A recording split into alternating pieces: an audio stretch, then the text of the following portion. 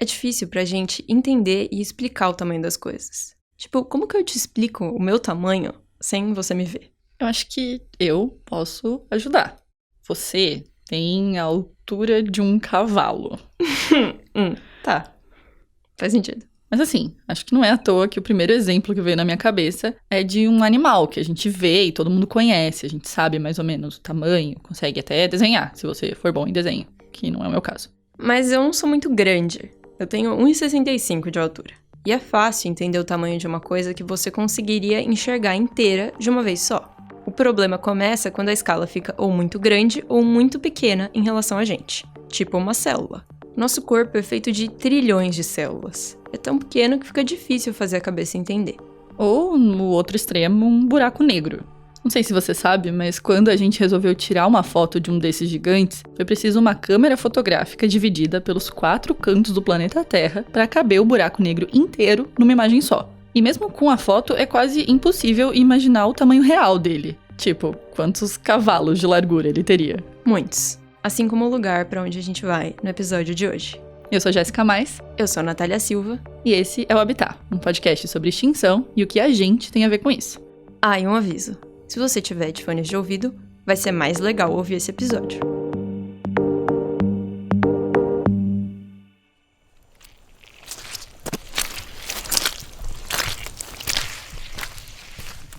Mesmo que você nunca tenha pisado na Amazônia, ela deve morar em algum lugar da sua cabeça. Alguma ideia você tem. Ou acha que é muito longe, ou acha que é muito grande, ou acha que é muito hostil. Mas elas são só isso. Ideias. Isso é uma das primeiras coisas que o pessoal me pergunta, o que é a Amazônia? Eu falo, cara, eu já tive em muitos lugares da Amazônia, e a primeira coisa que a gente tem que fazer é mudar o conceito do que a gente enxerga como Amazônia. Esse é o Pedro Peloso. Ele é biólogo e pesquisador da Universidade Federal do Pará. Porque a Amazônia é muito, muito, muito diversa. Não é uma floresta verde homogênea cortada por rios. É muito, muito, muito diversa. Então, assim, a gente encontrou o Pedro em Belém e ele nos levou para o meio da maior floresta tropical do mundo. Nós estamos no Guma. É um parque ecológico. É uma floresta amazônica típica de terra firme no município de Santa Bárbara, do Pará. Lá, como você deve imaginar, a gente estava cercada de árvores. Árvore pequena, árvore média, árvore muito grande. E por mais que a gente estivesse ao ar livre, parecia que era um lugar fechado. O ar estava abafado, a luz não entrava direito. E o cheiro? Como é que era o cheiro? Era uma mistura de madeira, terra e folha molhado. Tudo meio fermentado, assim. Meio azedo. Meio azedo. E era um cheiro que grudava em tudo. Então, todas as nossas roupas, todas as nossas coisas ficaram com esse cheiro de Amazônia. Sabe quando você deixa uma garrafa fechada muito tempo e você abre e tem um cheiro estranho? Era esse cheiro. É um cheiro meio verde. Meio molhado, sei lá.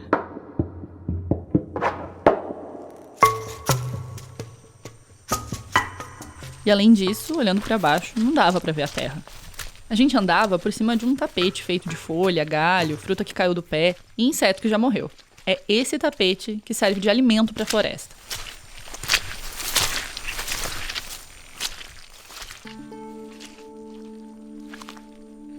O Pedro viaja ao Brasil atrás de anfíbios ameaçados de extinção. E Santa Bárbara do Pará, que fica a 1h30 de Belém, é a casa de uma salamandra que corre o risco de sumir. Aqui, nessa localidade onde nós estamos, só tem uma espécie, que é a Bolitoglossa paraensis, que é a salamandra do Pará. Aqui só tem uma mesmo. Talvez você nem soubesse que existem salamandras no Brasil. A gente não sabia. Quando o Pedro entrou na faculdade, ele também não sabia. Mas são pelo menos 4 espécies no total. Elas são primas dos sapos, rãs e pererecas, mas por causa do rabo e do corpo comprido, elas têm mais cara de lagartixa. A salamandra do Pará é bem pequena, do tipo de coisa que não dá pra ver se a gente não souber pra onde olhar. E mesmo assim, o Pedro achou que era uma boa ideia tentar mostrar esse bicho pra gente. Ela também... é um bicho lento, parado e não faz barulho. Vocês até brigaram comigo que vocês precisavam de sons e tal, mas realmente é um animal bem paradão, assim. E nessa hora, a gente tava com o Pedro na floresta de dia. Só que pra achar a salamandra, a gente ia ter que ir pra mata à noite. Nem adianta procurar de dia, assim, é muito, muito, muito mais difícil. Teria que revirar folha, revirar tronco, com uma chance bem menor de achar. De noite, que os bichos estão ativos, a chance de achar é bem maior. Foi assim, entrando na floresta à noite, que o Pedro decidiu que ia pesquisar anfíbios. Quando ele começou a estudar biologia na Universidade Federal do Espírito Santo, ele gostava mesmo era de lagarto. Mas assim, ele era muito fã. Ele tem até uma tatuagem de lagarto na perna. Só que indo atrás dos lagartos no meio do mato, o Pedro começou a achar que outra coisa podia ser mais legal. E aí a gente tinha uma casa, um sítiozinho na região serrana do Espírito Santo e a gente ia lá. A minha ideia era ver os lagartos que tinham lá, mas eu comecei a andar à noite na mata. E aí vocês vão ver hoje. É outro universo andar na mata à noite. E aí eu comecei a achar anfíbios, ouvir o canto, comecei a ver que era muito mais fácil encontrar anfíbio no mato do que encontrar lagarto. Eu fui começando a gostar daquilo. Mas ele não deixou de gostar de bichos que são difíceis de achar. Tipo um anfíbio bem pequenininho, que não faz barulho, que nem a salamandra. E não qualquer salamandra.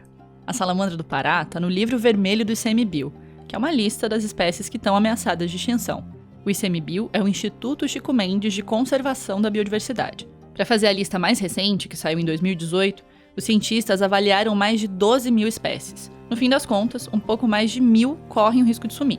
E elas são distribuídas em 3 categorias: vulnerável, em perigo e criticamente em perigo, que é a pior de todas. A salamandra do Pará está ali no meio do caminho, ela está em perigo, o que significa que ela pode desaparecer em 20 anos. A chance é de 20%. E, na prática, o que significa para uma espécie estar na lista de espécies ameaçadas de extinção, do ICMBio especificamente? Então,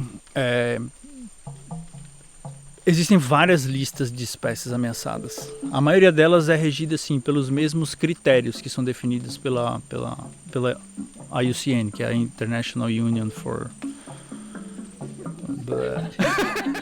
A International Union for Conservation of Nature, a União Internacional para a Conservação da Natureza. É essa organização que diz o que deve ser levado em conta para uma espécie ser considerada ameaçada. No Brasil, quem faz isso é o ICMBio. Então, na prática, se uma espécie está no livro vermelho brasileiro, significa que ela corre o risco de sumir aqui. Para a IUCN, os anfíbios são a classe do reino animal que mais corre risco. E 1 em cada 7 espécies que existem no planeta está na Amazônia. Só que com essa quantidade absurda de sapo, perereca, fica meio difícil saber quem está sumindo ou não. Principalmente porque quase não existe monitoramento em larga escala desses bichos aqui. O próprio ICMBio aponta esse problema no livro vermelho, que inclusive tem um sapo na capa. Por exemplo, a gente sabe que o desmatamento é um fator de grande risco para os anfíbios, mas como faltam dados, a gente não sabe o quão grave a situação já está.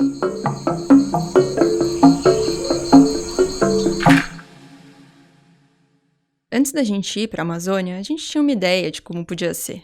Pensando em tudo que a gente já tinha ouvido falar sobre a floresta, né? Muito mato, muito bicho, muito quente, muito úmido. E de fato, muito mato, quente, úmido. Mas o que a gente imaginou não chegou nem perto do tanto de bicho que tinha lá. Muito menos do tanto de sapo. Do lado da casa em que a gente ficou tinha um laguinho.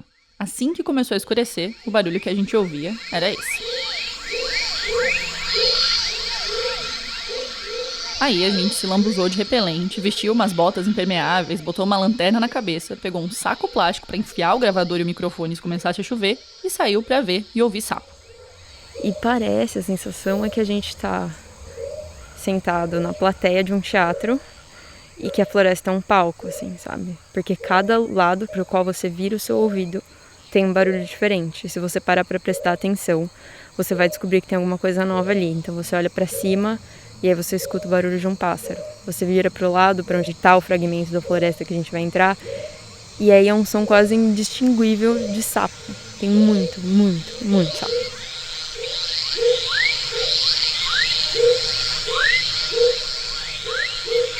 A gente não estava sozinha nessa aventura de procurar os sapos. Antes de continuar, tem mais um pessoal que você precisa conhecer. O Pedro vem num pacote. Ele é marido da Silvia Pavan, que também é bióloga e pesquisa mamíferos. E estava tentando levar a gente pro lado dela. Vamos ver se a gente acha um mamífero, gente. O marsupialzinho mais lindo do mundo. Se vocês virem um, vocês vão adorar. Já foi melhor, viu? E a Silvia e o Pedro são pais de um menino de 2 anos. Como que é seu nome? É Davi. E de uma menina de 5 anos. Meu nome é Lia. A Lia era, de longe, a maior aventureira do grupo.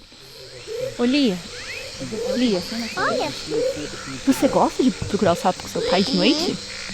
Você não tem medo? não. Você tem? Não. Quem que tá então? Não sei, às vezes as pessoas têm medo. Eu tenho medo.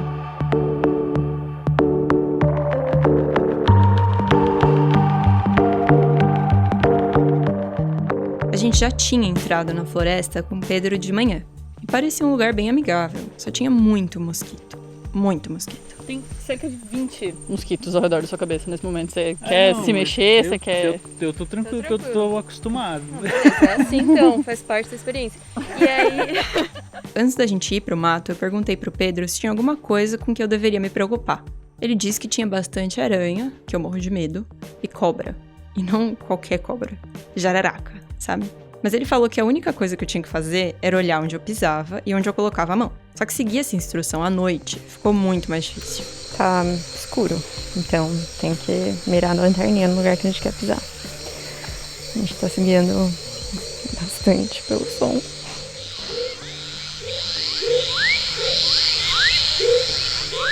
Na hora que os sapos cantam juntos, eles ficam parecendo uma orquestra mesmo.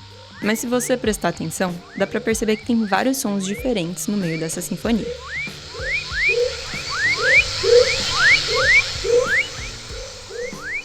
E o canto dos sapos é super importante para saber de que espécie eles são. Muitas vezes é assim que os pesquisadores, tipo o Pedro, descobrem uma espécie nova. Eles escutam um som diferente de tudo que tinham ouvido antes e vão atrás do sapo para ver quem ele é. E o Pedro já ouviu tanto sapo tantas vezes que ele consegue até imitar. Como que é o canto desse, né? Esse é um que não tá quase... Ele canta muito de vez em quando, mas ele faz tipo um... Até o Davi já aprendeu essa arte. Fala pra tia Natália como que o sapo faz. Já a Lia estava mais interessada em pegar os bichos na mão. E ela não tinha medo de nada. Ela via um bicho e só perguntava. Ele morre? Se o Pedro respondesse que não, ela pegava. E desde que chegou no brejo, ela estava com uma perereca na mão. Era uma espécie pequena, que a Silvia disse que é bem tranquila. Então ela estava praticamente dormindo na mão da Lia. Ele não quer sair, quer ficar aqui. Vamos lá achar aquela mãe? Ele tá botando de novo a perninha quando eu tirar a perninha dele. Ai não, agora vai complicar pra ele sair. Vamos fazer o seguinte, aí bota o bichinho aí pra gente ir lá procurar a salamandra, pode ser? Tá. A gente não pode levar ele pra floresta, que ele mora aqui fora, ele mora na lagoa. E a gente vai procurar bicho de floresta agora. É isso. Finalmente estava chegando o momento de ver o bicho que fez a gente atravessar o país. Uma salamandra bem pequena que mora numa floresta bem grande. Pelo menos a gente sabia que estava na casa dela. A salamandra do Pará é endêmica, ou seja, ela só é encontrada na região de Belém. E por isso, qualquer coisa que acontece ali afeta a espécie diretamente.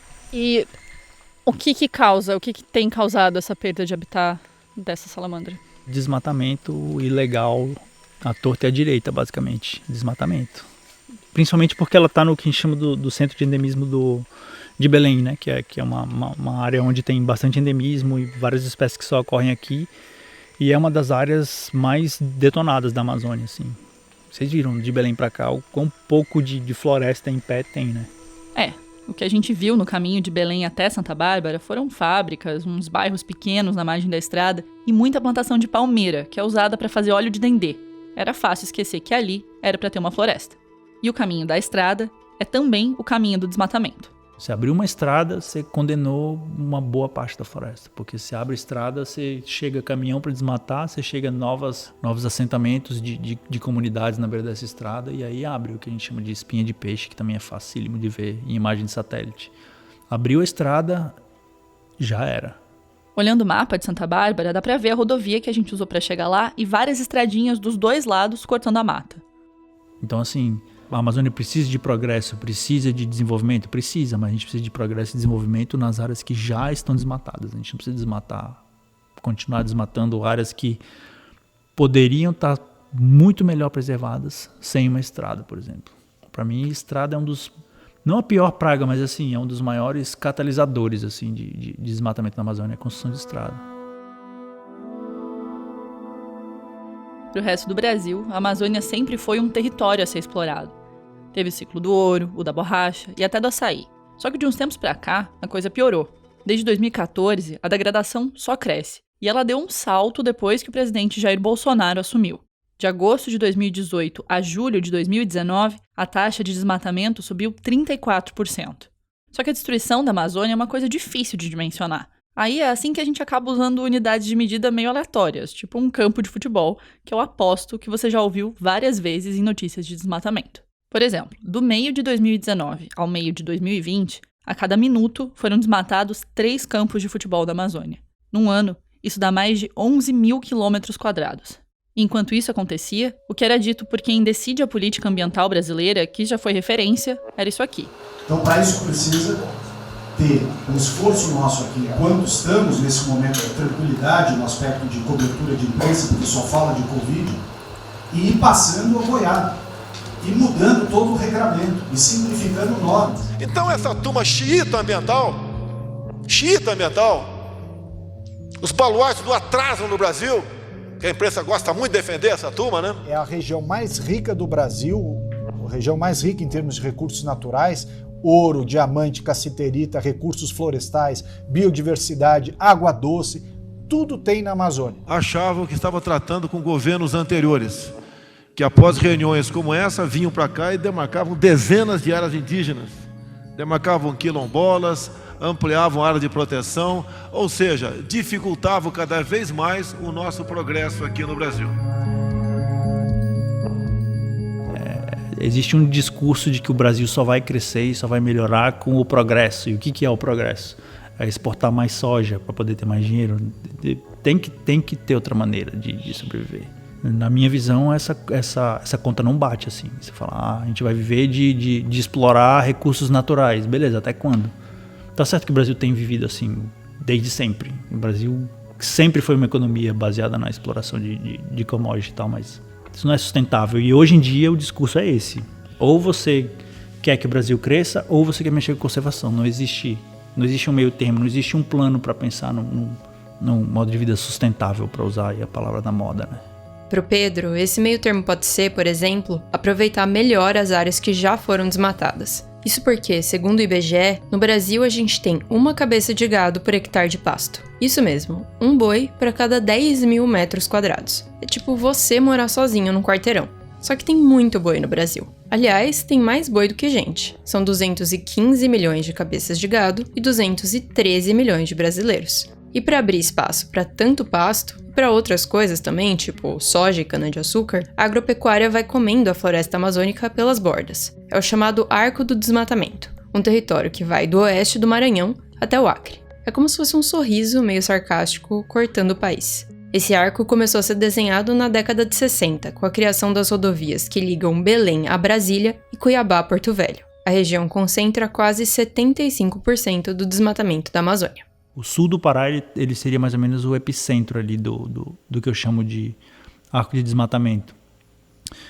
E é uma região que me preocupa bastante porque ali a gente tem várias zonas assim onde é pouco conhecida a biodiversidade e existem espécies que estão sendo descritas ainda. Então é uma região que a gente sabe pouco e é uma região onde a floresta está sendo muito destruída muito rápido. Eu consigo hoje sobrevoar uma terra indígena, por exemplo, e ver que exatamente onde está o limite dessa terra indígena, de um lado eu tenho a floresta, onde está a terra indígena protegida, e do outro lado está completamente destruído. Isso eu consigo ver. Qual que é a diferença para você ver essas coisas, ver a diferença que isso faz no seu trabalho, na forma como você atua?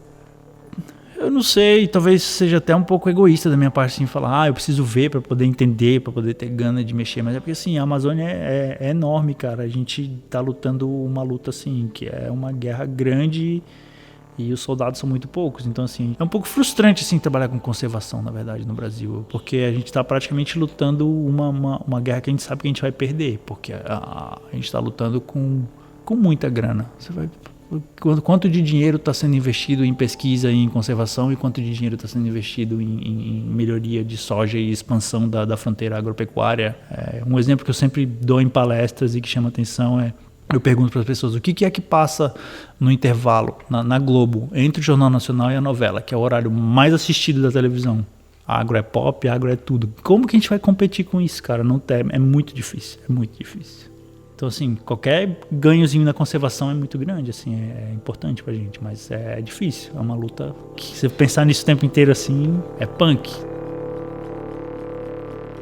que hoje a gente chama de Amazônia é 80% do que já existiu. O que parece ser uma boa notícia, mas não é. Isso porque, se chegar a 75%, vai ser um caminho sem volta. Ultrapassando esse limite, o bioma vai se transformar. Vai deixar de ser uma floresta que sobe até tampar o céu e virar um mato baixo e muito mais seco. Isso porque a Amazônia gera quase metade das suas próprias chuvas. E esses 25% de redução da cobertura original seriam o máximo que esse ciclo de água da floresta aguentaria. E esse impacto já começou a aparecer. Um estudo publicado no meio do ano mostrou que o aumento da temperatura global, o desmatamento e a seca alteraram o equilíbrio do carbono na Amazônia. Então tem partes do bioma que estão liberando mais carbono do que elas absorvem. É como se a floresta tivesse deixado de funcionar como uma floresta. E por mais que a Amazônia tenha a capacidade de se recuperar, ela faz isso num ritmo mais lento do que o nosso. Esse é o ponto que as pessoas não entendem. Tal. Você pode diminuir a taxa de desmatamento, mas você tem menos floresta, você está continuando destruindo a floresta que tem. Então, se desmatar muito pouco, ainda assim ela vai acabar um dia.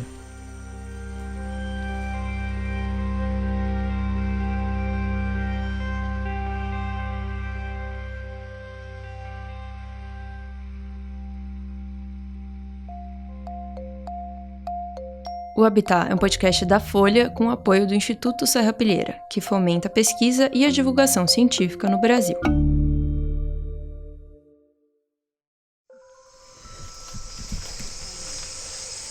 Parece outra floresta pelo tanto de barulho que faz de noite comparado com de dia, né? Sim. Tudo parece maior. Muito maior, sim. Deve ser por isso que tanta gente tem medo de escuro. No claro, quando seus olhos estão distraídos com um monte de informação, é fácil esquecer do que está se escondendo bem na sua frente. Esse pedaço de floresta era o mesmo que a gente já tinha visitado umas horas antes, mas eu não conseguia reconhecer nem mesmo uma árvore gigante que a gente tinha visto de dia. Só uma coisa não tinha mudado: o clima. Tava quente pra caramba. Em termos de condição climática, tá perfeito. Está quente, tá bem úmido. Esse clima de estufa é o que ela gosta. Sim. A gente tava com Pedro e sua turma na floresta, Silvia, Lia e Davi. Então já sabe, não repara a bagunça. Às vezes a Lia dava um grito do nada porque tinha achado um bicho. Olha aqui, olha aqui. O que é isso? Aranha. Aranha. Você achou mais um bicho, Lia? Meu pai. Eu tô feliz de me enxergar no cabelo. A aranha é marrom e a folha é marrom. Pro azar da Natália, a gente nem precisava ver as aranhas pra ver as aranhas. Eventualmente, a gente descobriu o que eram os pontinhos brilhantes que a gente via refletindo a luz da lanterna. Aquele monte de estrelinha no meio das árvores eram aranhas, que estavam por todos os lados. Era tanta aranha que nós conhecemos até um parente delas, que é o bicho favorito do Pedro. O amblipígio é muito difícil de explicar. Ele é esquisitaço. Parece, sei lá, uma cruza de aranha com escorpião, tem umas pernas bem compridas. O Pedro queria porque queria que a gente pegasse na mão. A Lia, claro, pegou numa boa. A Natália, claro, não chegou nem perto. E eu quase tô tendo coragem, porque... Ele não faz nada, ele faz só casquinha. É que eu tenho medo que entre na... O desespero é de entrar na roupa. Não vai entrar. Ai, que aflição! Vai, volta pra árvore, lindo. A gente também viu grilo, bicho-pau. Muito mosquito. E até umas pererecas. Mas achar a salamandra... É difícil achar a primeira, depois que achar uma, acha várias. Elas ficam perto uma da outra? Ou só uma questão de olho mesmo? Não, acho que é uma questão de criar suspense. É que achar um bicho específico numa floresta desse tamanho é tipo encontrar uma agulha no palheiro. Tem que ter olho treinado. Achou? Achei. Ai, que amor. Pegar. Agora você quer pegar, né? Agora você não quer ir pra casa não, né, Davi? Eu quero pegar. Que bicho que é aquele ali, Davi? Que alívio, viu? Nossa, Vocês estavam que me alívio pressionando já. Mas foi muito rápido que você achou. Tem nem meia hora que a gente tá aqui dentro. Pode pegar, Pedro? Pode, mas toma cuidado que às vezes ela dá um pulinho, e se ela dá um pulinho ela vai no chão e aí já Então era. deixa eu iluminar Fica com aqui as pra mim duas que eu vou... Ela pulou no chão, mas a Silvia conseguiu encontrar no meio das folhas e pegar de volta. A grande estrela desse episódio tem 7 centímetros. Ela é menor do que meu dedinho. Ela é bem pequenininha. Aí, na hora de pegar o bichinho bonitinho, o medo da Natália sumiu. Você quer pegar a salamandra? Eu quero. Maior bonitinha. Deixa eu pegar, Lia. Eu quero. Você deixa? Deixa. Eu vou ficar com a minha mão paradinha. Vamos ver se ela vem. Ih, acho que ela gostou de você de novo. Aí eu disse que ela Tá vendo? Ela tá vindo. Aí. Faz uma outra ponte pra ela. E aí, Natália? Ai, eu quero levar ela pra casa, mas não pode. Dá pra sentir lá na mão. A patinha é bem pequenininha, mas dá pra sentir. Não parece que é uma coisa que vai dar pra sentir, né? Porque é muito É, pequenininho. então, não, mas dá pra Tá sentir. pensando. Mas a salamandra não durou muito tempo comigo. Logo ela voltou pra mãos um pouquinho menores. E aí, Lia, como que é segurar uma salamandra? Me conta. Ela é levinha? Bem levinha. Bem levinha? Que cor que ela é? Ela é pequenininha. Um pouquinho vermelha, mais ou menos vermelho, mais ou menos marrom. E o olho dela, como é? É preto. E as patinhas dela são grandes ou são pequenas? São pequenininhos. E quantas patas ela tem? 4. Que se você fosse dar um nome pra essa salamandra, qual que ia ser? Eu vou dar. Então dá. Vou dar Maria. Como? Não, Maria Fufu. Não. Não, só Maria. Maria? Maria. Tá bom. Acho que ela quer ir pra folha que ela tava. Vamos devolver ela na folha? Vai lá, Maria. Vamos, Maria, minha filha. Acabou as férias. Bora, amiga. Que isso? Bora, lentinha. Não vou dar mais de Marinha. Como ela anda muito devagar, vou chamar o nome dela de Lentinha. Maria Lentinha. Não, o nome dela é Lentinha. Só Lentinha. É. Agora vocês podem dizer que são uma das poucas pessoas no mundo que já viram essa salamandra, essa espécie. Não deve ter 100 pessoas no mundo que viram essa espécie. A Lia é provavelmente a que mais pegou na mão. Sim. A Lia não sabe, mas pode ser que quando ela tiver a minha idade, esse bicho que ela segurou seja tipo um mamute. Uma coisa que passou pela Terra e sumiu. Como a gente falou no primeiro episódio, o planeta passou por 5 extinções em massa até agora. O que significa que muitos seres vivos diferentes deixaram de existir num tempo relativamente curto. Mas quando eu digo relativamente curto, ainda assim eu tô falando de milhares de anos. A primeira dessas extinções em massa aconteceu quando o planeta era muito diferente do que é hoje, entre 455 e 430 milhões de anos atrás. A maior parte da vida estava concentrada no mar, e era água para tudo que é lado. Quem estava no topo da cadeia alimentar eram grandes organismos invertebrados, parentes do polvo e da lula que a gente conhece hoje. Só que aí rolou uma grande mudança climática, a Terra esfriou, e aqueles seres que estavam acostumados com o calorzinho não resistiram a essa glaciação. Além disso, não muito tempo depois, os níveis de oxigênio dos oceanos caem muito, e aí é a vez das espécies morrerem por falta de ar. Esses dois eventos fizeram com que quase 85% da vida marinha desaparecesse. Você deve ter reparado que a gente não explicou o motivo dessas mudanças climáticas terem acontecido. É que ninguém sabe muito bem o porquê, mesmo com muitos estudos dedicados a isso. Então imagina o tanto de coisa que pode estar sumindo para sempre do planeta enquanto a gente não presta atenção. E por mais que a essa altura a ideia de extinção não seja uma coisa estranha, a gente não pensa que vai testemunhar isso, como pode acontecer com a salamandra do Pará. Na volta pra casa já tava todo mundo meio cansado. Eu tava andando com a Lia na beira da estrada procurando outros bichos, e ela tava tentando me assustar dizendo que tinha uma sucuri por ali. Mas não tinha, eu chequei. Eu e o Pedro estávamos atrás de um passarinho. Um bacurau. Não é por causa do filme. Bacurau era meu apelido quando eu era criança, porque eu não gostava muito de dormir e ficava assobiando à noite, tipo um bacurau, que é um pássaro noturno. O Pedro estava procurando no chão, onde ele costuma ficar, mas em vez de achar um passarinho, ele achou outro sapo. Tem uma sacolinha aí? O que você pegou? Eu peguei um sapo que eu acredito que seja o mesmo sapo que o pessoal que fez pesquisa aqui 1 mês, 2 meses atrás pegou, e eles estão achando que é um registro novo para essa região, que não tem. E aí eu vou chegar ali, vou fotografar e vou confirmar se é o mesmo bicho ou não. Rapaz, você vai tirar foto do sapo e depois soltar ele, tá bom? Tá. Porque ele tem família, né? É. Aí tem que morar com a família dele. Dá pra dizer que a nossa missão foi cumprida. Não só a gente achou a salamandra que foi tão longe procurar, mas também parece que esbarrou num pedacinho de conhecimento científico.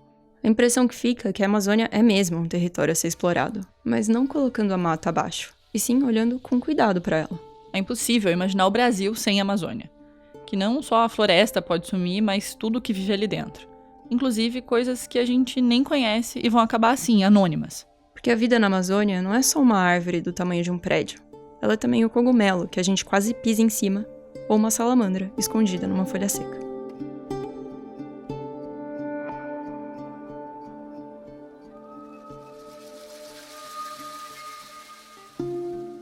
Esse foi o Habitat. No próximo episódio, a gente te leva para o fundo do mar. No site da Folha você encontra fotos dessa expedição amazônica, além das referências desse episódio e infográficos que te ajudam a entender melhor a devastação da Amazônia. Eu e a Natália pesquisamos, produzimos e escrevemos o roteiro do Habitat, que é editado pela Magia Flores. A edição de som é da Nath. Esse projeto contou com a mentoria da Bia Guimarães. A divulgação nas redes sociais é feita pelo Matheus Camilo e pela Rebeca Oliveira. O design e o desenvolvimento do site são de Pilker, Thiago Almeida e Irapuã Campos, sob a coordenação do Rubens Alencar. As ilustrações são do Luciano Veronese. Fernanda Juliette e Maicon Silva fizeram a versão impressa do projeto. E a edição de arte é da Thea Severino e do Kleber Bonjoan. Nesse episódio, a gente usou áudios do UOL e da TV Brasil. Até a próxima. Até!